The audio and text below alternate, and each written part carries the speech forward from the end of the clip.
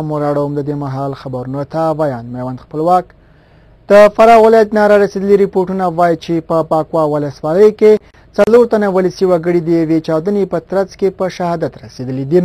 د فراه امنیه قومندان رسنیو ته وویل چې دا پیښه پرون ناوخته هغه مهال وشوه چې یو سراچه موټر په سړک کې تېرېدو په حال کې و.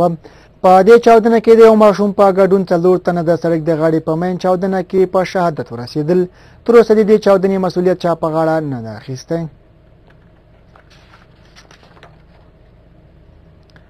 د کونړ په دانګام ولسوالۍ یو ځل بیا د پاکستان له لوري 115 د توپونو مرمۍ لګېدلې دي. د کونړ د امنیې قومندانۍ ویان شیرولي صمیم رسنیو ته وویل چې دغه د توپونو مرمیو په تیرو 24 ساعتونو کې د کونړ د دانګام په زوړبر، سورکمر، کچلي او کوریګا سیمو لګېدلې دي. په دې مرمیو کې یوه 26 کلنه میرمن هم ټپي شوې ده.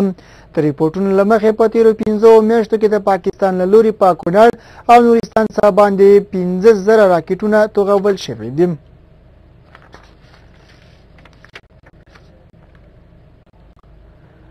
د کندهار په امنیه قومندان جنرال رازق د برید جوړونکی ونیول شو.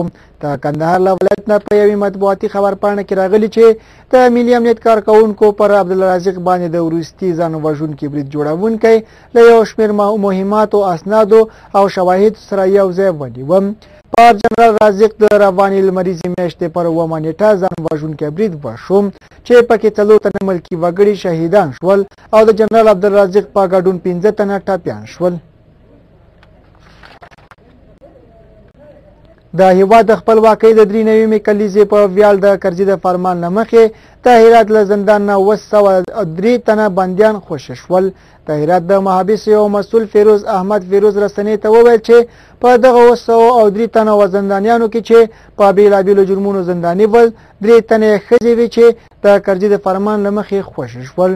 شاوخوا 2 اونۍ مخکې د هرات له زندان نه په همدې ویاړ د کرزي د فرمان له مخې 230 تنه نور زندانیان هم چې 12 تنې ښځې وې خوشي شول.